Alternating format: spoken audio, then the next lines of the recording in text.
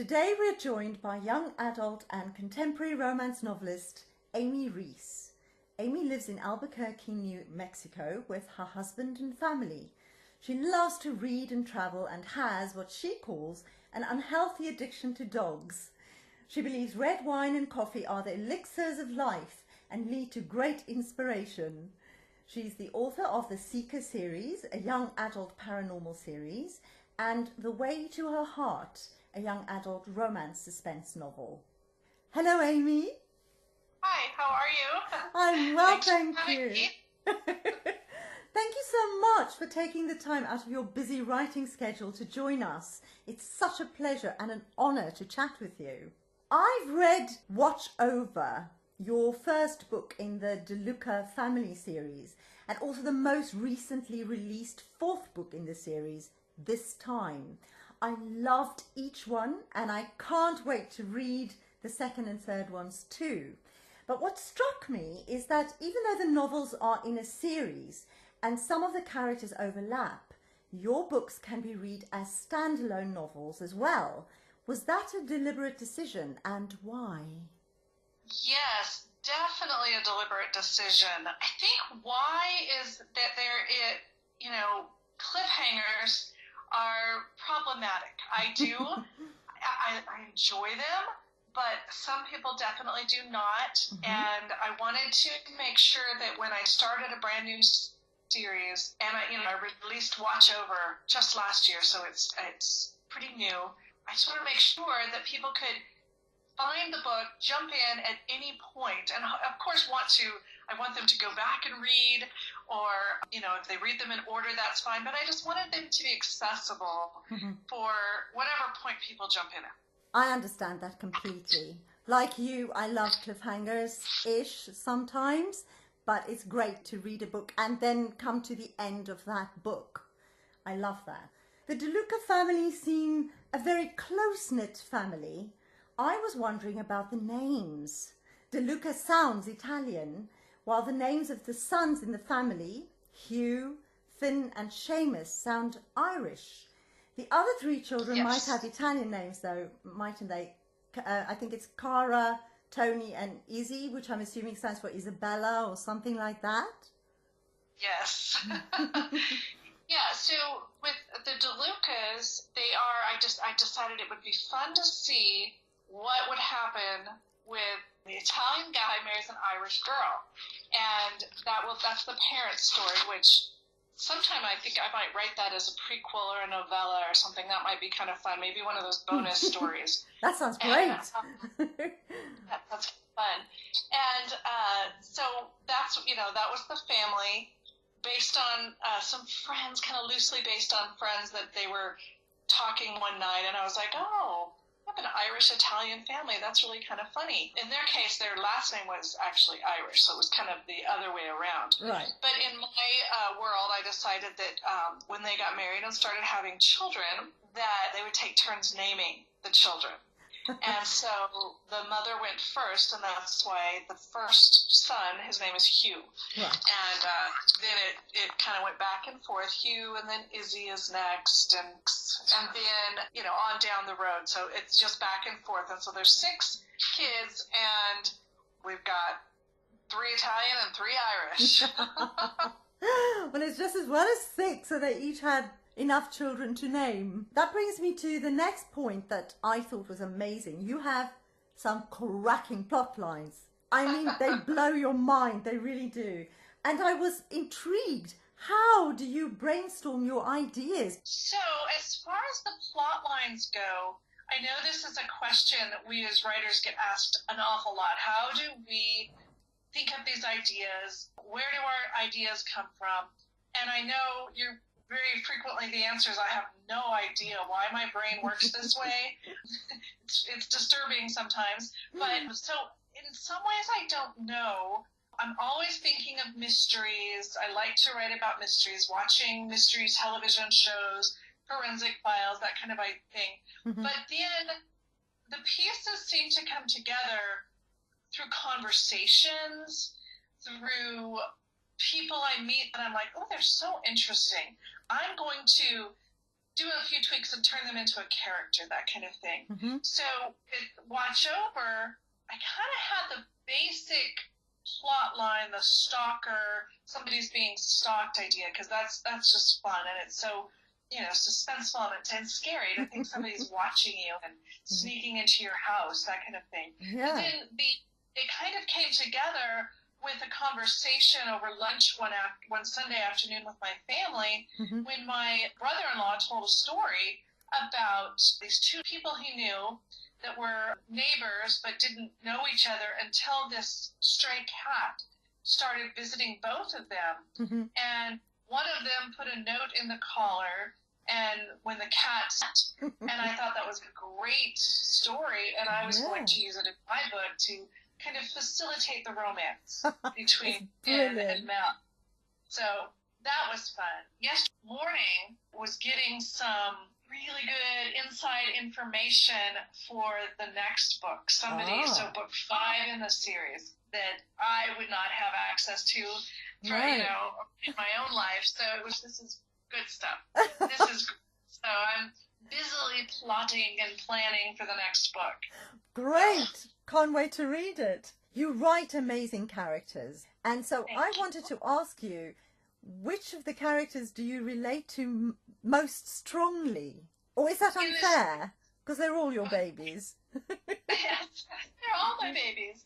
I would say in the DeLuca series, it really started, there's different elements of each character that I relate to. Right. And so in the first book, Watch Over, to Melanie, the girl, in her personality, the way she's a little bit, has some social anxiety. Mm-hmm. She's very introverted. So I relate to her in that way. Right. And she's a writer as well. Right. So, but in the new book, in this time, I very much relate to Nina. Mm-hmm. In her scholarly pursuits, let's say. She is a college professor, and all of her background and what she teaches is basically my background.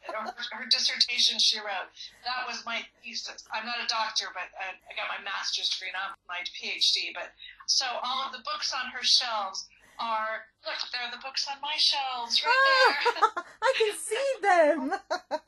The Western history books that I mentioned, those are all, I'm like, oh, that's, I was just looking at my shelves while I was putting those names, and the place that she teaches in, the description of the office, it was like, I just took those from my experience at the university here. Right. In Albuquerque. So, so different facets of each. The character of Kara, who is the main character, the protagonist in the next book, mm-hmm. she is very much like my oldest daughter. Oh, right. So, and her backstory as well. So that's where, how do I relate to them? I mean, so just different pieces of each one. Right. So. They are really 3D characters. And that's, it's quite difficult to do, I know. So it's really good. What's the most difficult thing about writing characters of the opposite sex, do you find?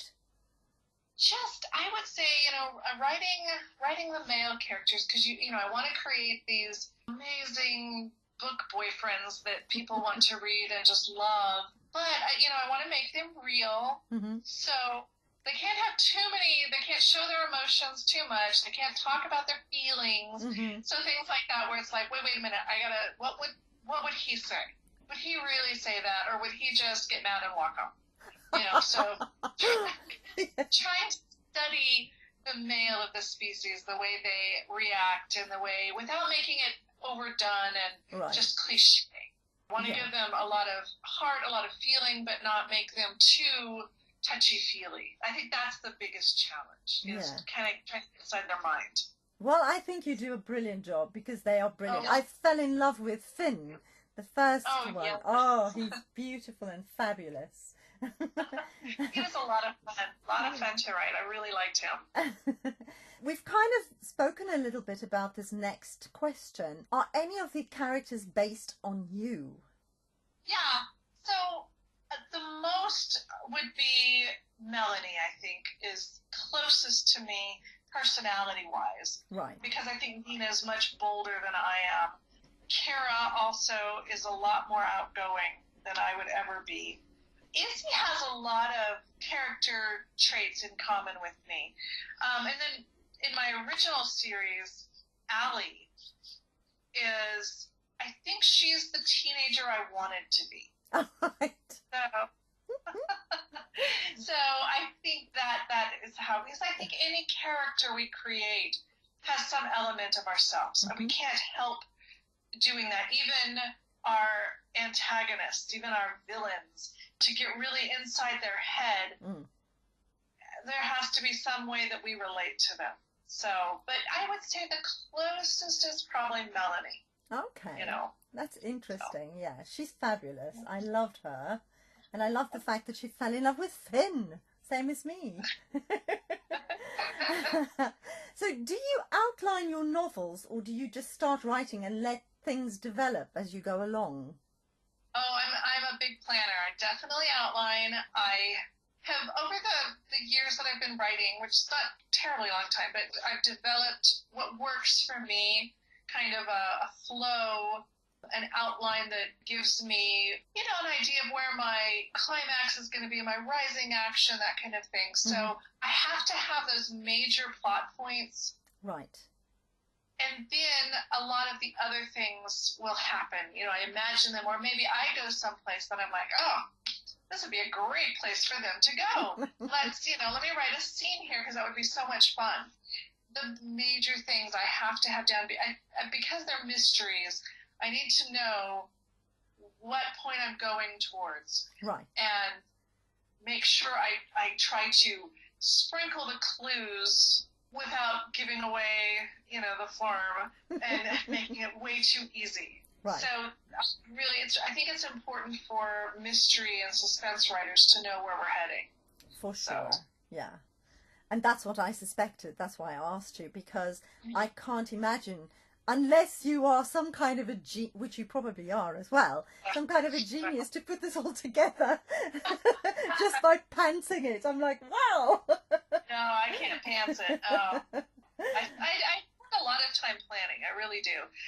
And I think a lot of the time planning also is for the characters living with him in my head, having imaginary conversations that may never make it into a dialogue, but just to get a little clear idea of who these people are. Yeah. How are they to react? I really want them to jump off the page and be a real person. And I think you absolutely have achieved that, because they are real, to me anyway. So this is why I need to read the others now, and I can't wait for the next one. So so would you say that you plot more than you write? No, not more. I mean, I think it's just a step. It's before I begin, and then there's definitely, sometimes I will do a real sketchy outline, start writing, go back, fill in some of the pieces a little more. I think in several of the books, I didn't know, and I think in this time, the most recent, that was a really good example of it could have gone two different ways. Right. And I didn't know until about halfway through which way I really was committing to. Oh, wow. Okay. I had two ways I liked, and as far as the who was the bad person. Right. And I, ended up going one particular way, and but it could have gone the other way. It really could have. I was heading there for a while, and then I was like, yeah, I think I'll go in that original direction. So. Well, it wasn't obvious, and it kind of did catch me unawares. I was like, oh, I didn't see that coming. Do you know what I mean? I thought it would be someone else. Yes. So you achieved what you set out to do. So how many hours per day do you actually write? And how long on average does it take you to write a book? Per day, I try to get a couple of hours in. So I do have a day job. I am a school teacher. I teach high school. So I do try to come home from work, and I try to aim for about 2 hours a day of good writing time in. Right. So it does take me a while. It takes a minimum of 3 to 4 months for me to get the first draft, and that's if I really hitting it hard on writing every day. Right. And then a couple more months of editing and revising until I get to the point of where I want it to send it off to my publisher. Mm-hmm. I'm in the middle of a series, so it's the characters, at least most of them already exist, so that goes a little quicker. It's like I know the next book is already about Kara. Right. I have a lot of her story already. Now her guy, he's brand new, so he has to be created in his whole story. So that, I think we're talking 3 to 4 months on average for first draft, but I don't necessarily write stop, end one, and start the other. I've taken basically 2 months off of writing. I just haven't really written much of anything for 2 months. Yeah. So it's not necessarily, and I think sometimes it's good, it's good for me. I've been doing some other things this summer, and it's like, yeah, it's nice to have a little break. Yeah, I do believe it's good to have a break as well. I think Yeah. you come back with refreshed views and more in-depth thinking, because as you said, it's very interesting, especially with characters, but I think with plot and everything really to do with books, they need to gestate somehow. You need to live in that world for a bit, don't you? And I don't think that's a quick process necessarily. Yeah.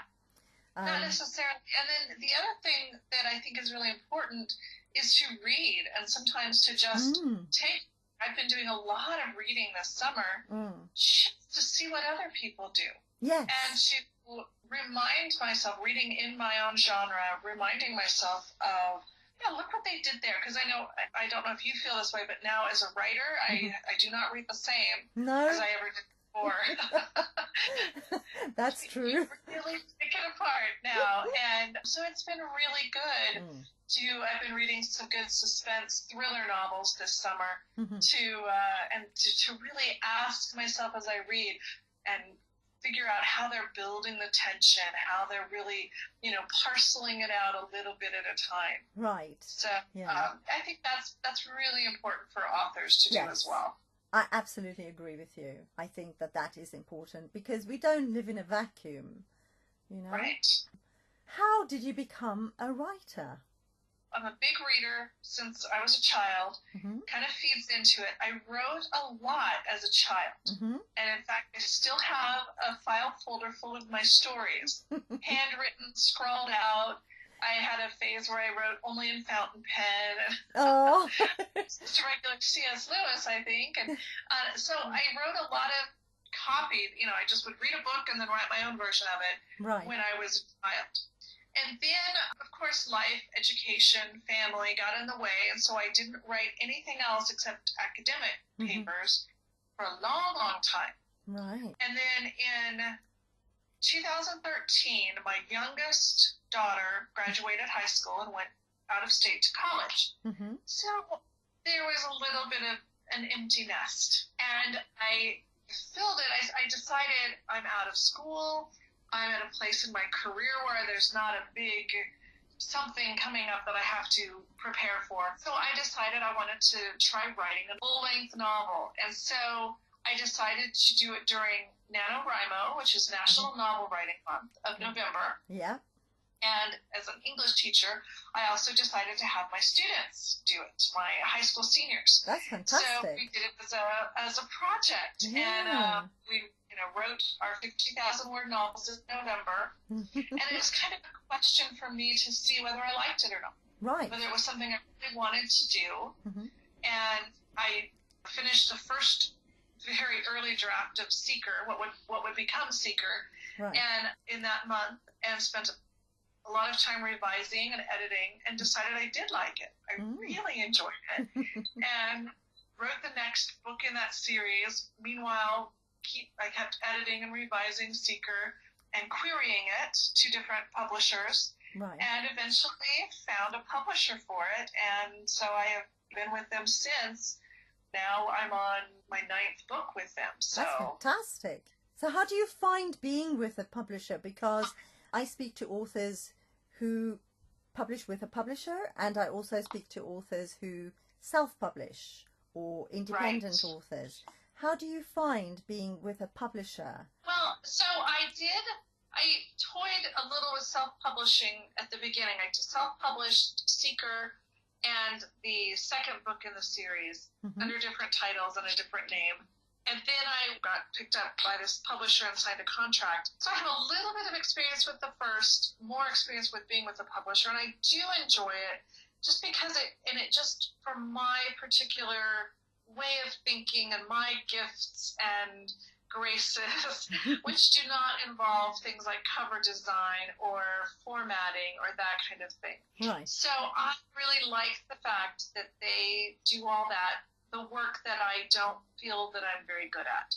So I don't have to deal with designing covers and sizes of print and making sure everything, all the wraps are correct for what, the print version versus the Kindle version. And all I have to do is write, and that's really nice. And then I have a lot of input on the covers and that kind of. So I don't have total though, because as a self-published author, you have total control.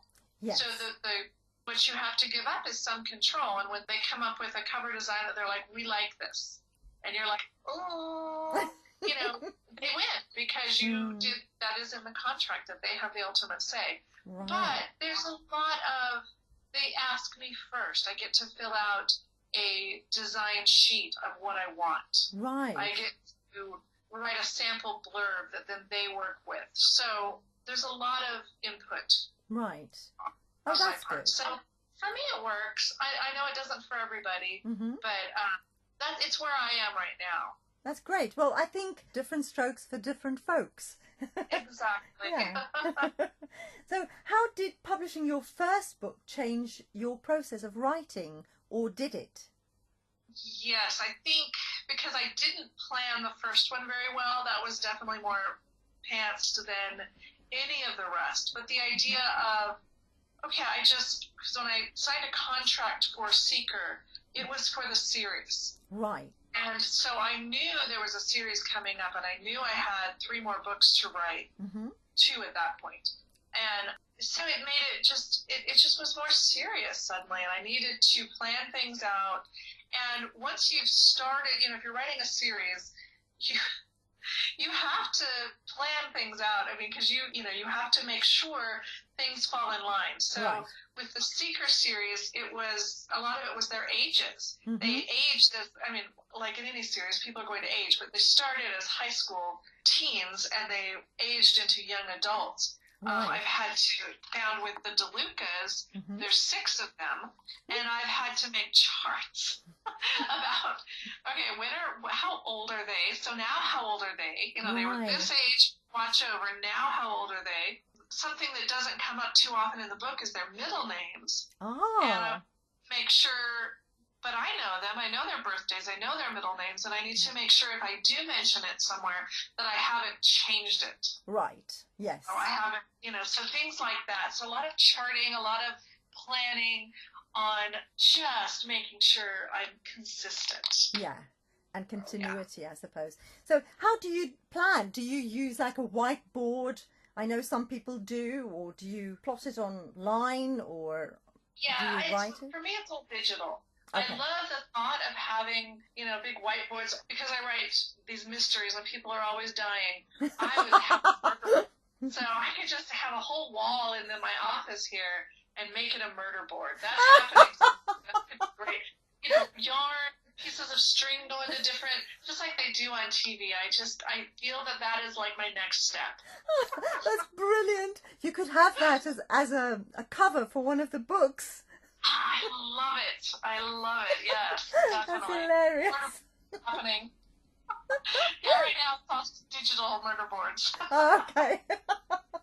So how many unpublished and half-finished books do you have? So I have a complete manuscript that's unpublished except on Wattpad.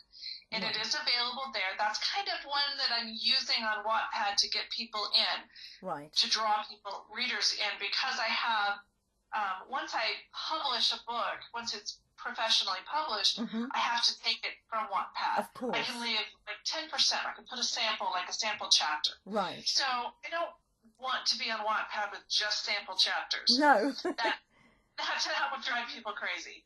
really annoy them. So I have a full book up there Right. that don't have any other plans for it right now. I love it. I think it's one of my favorites. It's a young adult novel. It's a contemporary version of Shakespeare's Much Ado About Nothing. Oh, fabulous. And, it's fun. I think it's fun. So that's on Wattpad.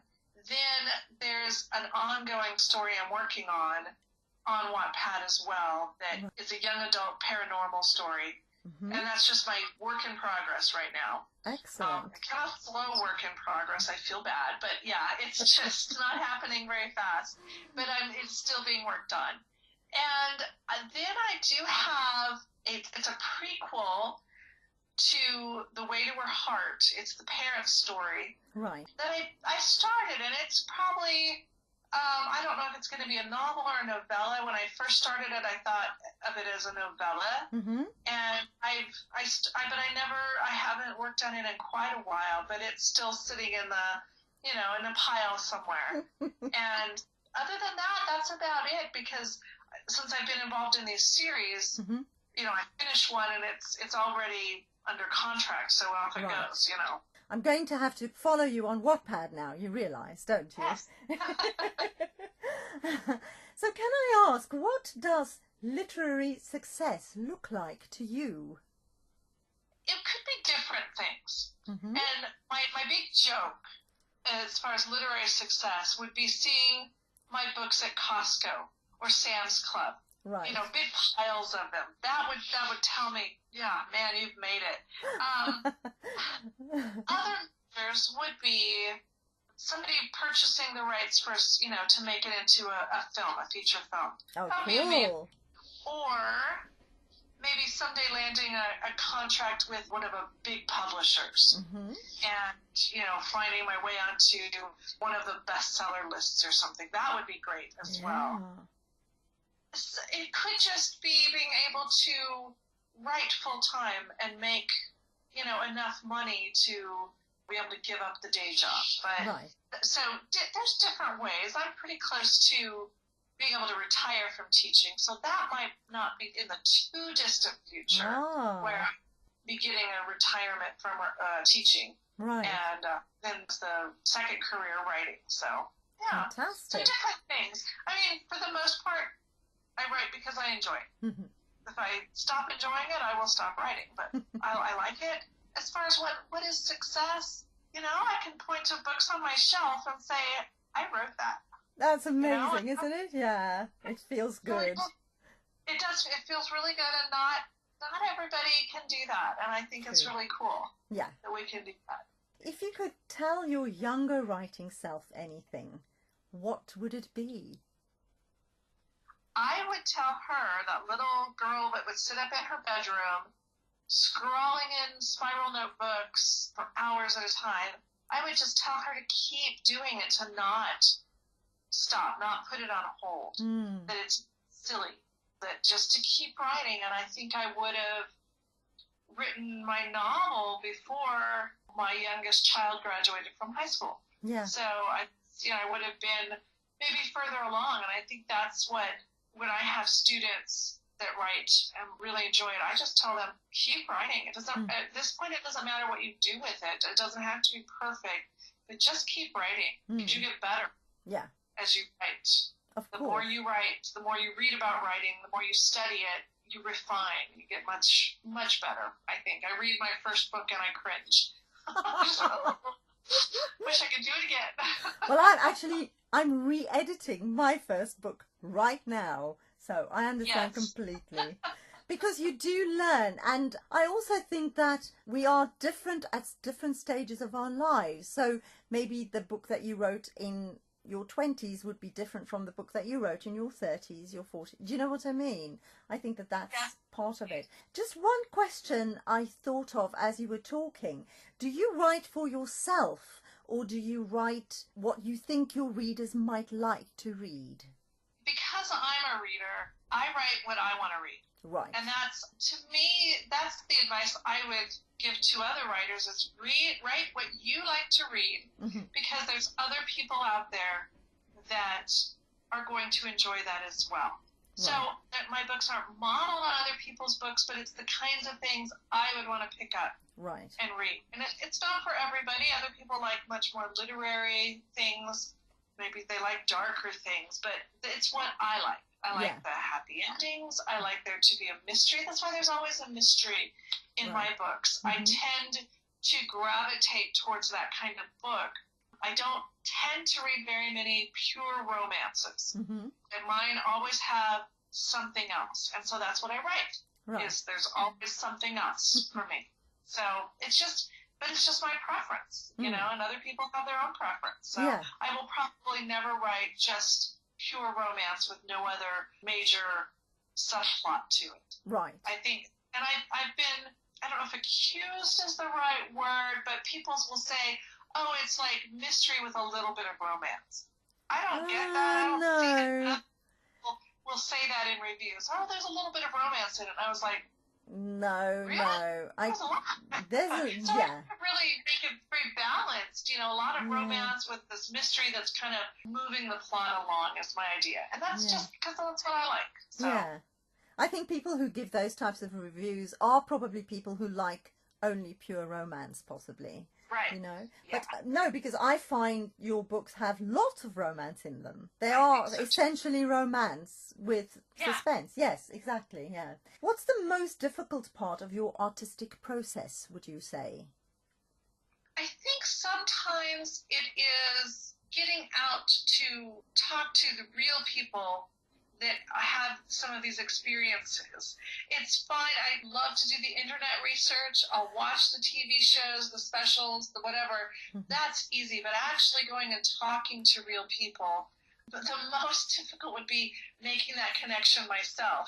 If somebody arranges it for me, like I told you, I met with somebody Sunday morning, I didn't arrange that. My friend did. Hey, I know somebody who has some really interesting perspectives on Mexican drug cartels. Do you want to have breakfast with her? And I'm like, yes, I absolutely do. And I would never do it on my own. I wouldn't call up the police department and say, hey, I want to do a ride along. But I would go if somebody else arranged it for me. That's why we have friends who will do that for us. Yes, and thank goodness for them. Otherwise I'd never leave my house. So, what was the best money you ever spent as a writer? I don't know. It's probably the money I'm about to spend on a new computer. Oh. I haven't spent it yet. I can't really say money from marketing. There's, of course, been a lot of that spent, but it's hard to tell how much effect that has had on writing. It's really hard to tell. I don't know. I've been to a couple writing conferences that are really good for networking and for hearing what industry professionals have to say. So that's also been really good money. But that involves mixing with people, and so sometimes that's a hard sell. You're like, go spend an entire Saturday with strangers? Ugh. I don't want to do that. You're just like me. Or sit in my house. I'll sit at home and not go out and meet people. What is the most important thing you feel you've learned as a result of your writing journey so far? So far, it's things I have learned about myself. The fact that I can do this, that I can sit down. This time, the book I just finished, that just was published, is 90,000 words.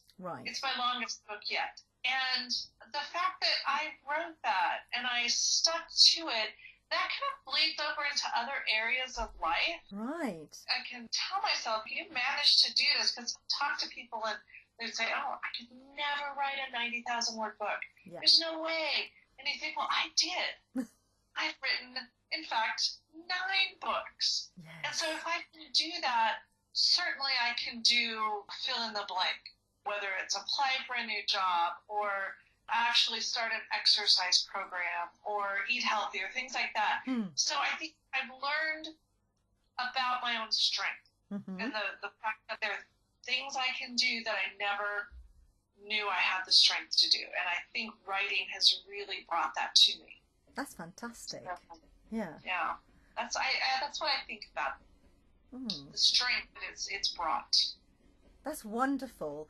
It's true, though. I think we learn a lot more from actually doing the writing than people can ever learn from reading the books. Yes, You know? there's a definite difference. And, you know, I talk to a lot of people that say, I'm going to write a book someday. Mm. Well, you and I actually did it. We sat down and we did it.